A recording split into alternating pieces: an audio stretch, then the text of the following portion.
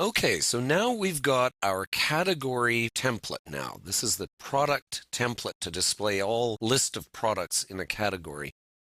We've now got it running in front of category.php, so it's going to override it. And as we could see here, we did our little test there, and we now see our template is working. All right, so let's go back over to our template file here, which we've called category-10. And it's a copy of the original category.php file. So we need to make a couple of changes here. First of all, we're going to get rid of test there because we don't need that anymore. Okay. We can ignore all of this. We're concerned with how it displays the products, and that's in the loop. WordPress uses something called the loop, and you can see it here. Start of the loop. All right. The loop loops through all the posts in a category, in our case, products. All right, so it says, while it has posts, do the next post. While it has the next post, do the next post, and so on until it loops through them all and comes to the end of the loop. So what follows after this point here, this section right in here, is the area where it's going to choose what to display. Now, in this particular case, it's actually going to yet another file to get that information. Now, in our case, we don't need to do that because we're going to put it all in here. This is a specialized category template, right? So we don't need to go and find different kinds. You can see here it says get the post format. It would go and find the particular format and put in that kind of format content there. We don't need that. Ours are all the same. So we can get rid of all of this.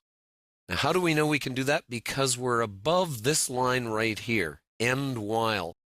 That's the part that's telling the loop to stop. So in between here is where we're going to do all our work with individual products.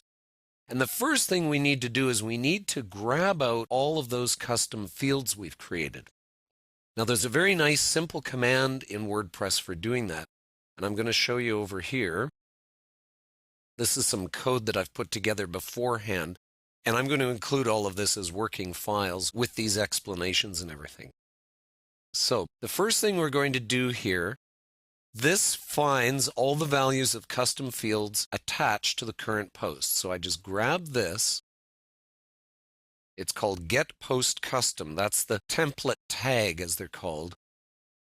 WordPress template tag. I'm going to paste that in here. So this is going to go and find all of the custom fields associated with the current post that you're on. Remember, it's looping through all the posts. Okay, step one, let's save that. So now we're getting all of those. Let's go back to our current HTML. For simplicity's sake, let's just grab all of this. This is what we normally had in one of our posts to create the HTML, okay? Let's just grab it, we'll copy it, go back over to our category, and let's just put it right under here. That's a nice, easy start to things, right? We already know this does what we want it to do. Now, one of the things I'm going to do, though, is get rid of the image. I'm going to delete that line that has the image in it. And you'll see why a little later on. But we don't want the image in right now. It's going to come in differently. But here's our product info class. Our div here for product info, it ends there. And everything in between is our product information, right? So now, here were the short codes that we had before.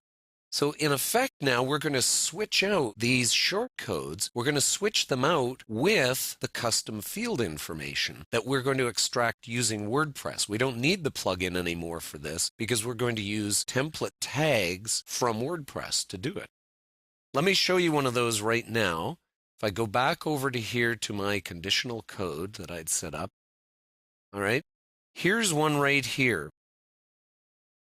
Now, there's a little bit more to it, but I want to just show you this right here. Post metadata. If I copy this and I come back over to here to category 10, I can replace this, the embedded shortcode, I can replace it with this. Now, I actually need to enclose it in PHP just because we're working with HTML at this point. All right, so now we've got PHP. So this is now going to extract something called company name. Now, we don't actually have one called company name. We have product underscore, okay? And that's where you're going to take it from here, right? If I go back, remember it was product description.